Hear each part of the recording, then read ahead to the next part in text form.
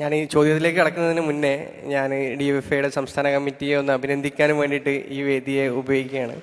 കാരണം ഞാൻ പഠിച്ചത് ഒരു സർക്കാർ വക നിയമകലാലയത്തിലാണ്. അപ്പോൾ എല്ലാ രാഷ്ട്രീയ യുവജന വിദ്യാർത്ഥി പ്രസ്ഥാനങ്ങളുമായിട്ടും വളരെ അടുത്ത് ഇടപഴകേണ്ട ഒരു സിറ്റുവേഷൻ എനിക്കുണ്ട്. ലൈക്ക് ഞാൻ ഒരുപാട് വർഷം ഇവരുടെ കൂടെ ജീവിച്ചൊരു വ്യക്തിയാണ്. അപ്പം എനിക്കറിയാം അവരുടെ ഓരോ പരിപാടികളും എങ്ങനെയാണ് നടക്കുന്നത്, അല്ലെങ്കിൽ അതിൻ്റെ പിന്നണി പ്രവർത്തനങ്ങൾ എങ്ങനെയൊക്കെയാണ് നടന്നു പോകുന്നത് എന്നുള്ളത്.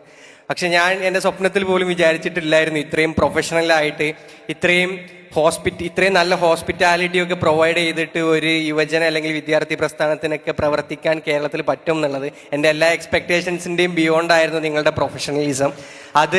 അതാണ് ഒരു കാര്യമുള്ളത്. രണ്ടാമതൊരു കാര്യമുള്ളത്, നമ്മുടെ ക്യാമ്പസുകളിലായാലും യുവജനങ്ങൾക്കിടയിലായാലും ഓരോ കാലഘട്ടത്തിൽ ഓരോ ആവശ്യകത ഉണ്ടായിരുന്നു. അപ്പം ഇന്നിൻ്റെ ആവശ്യകതയാണ് സംരംഭകത്വത്തെ വളർത്തുക, അല്ലെങ്കിൽ അതിനെ വിദ്യാർത്ഥികളിലോ അല്ലെങ്കിൽ യുവജനങ്ങളിൽ ഒരു ഇൻസ്പയറിങ് അല്ലെങ്കിൽ ഒരു ബസ് വേർഡായിട്ട് ക്രിയേറ്റ് ചെയ്യുക എന്നുള്ളത്.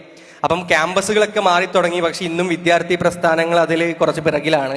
അപ്പോൾ അത്തരത്തിലൊരു റെവല്യൂഷന് തുടക്കം കുറിച്ചൊരു യുവജന പ്രസ്ഥാനം എന്നുള്ള നിലക്കും DYFIയെ ഞാൻ അഭിനന്ദിക്കാൻ ആഗ്രഹിക്കുകയാണ്.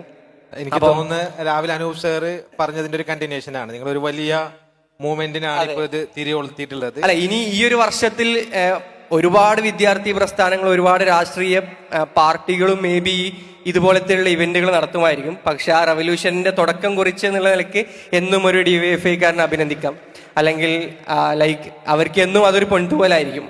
അപ്പൊ അത് പറയാതെ പോരുതെന്ന് തോന്നി, അതുകൊണ്ടാണ് ഞാൻ സൂചിപ്പിച്ചത്.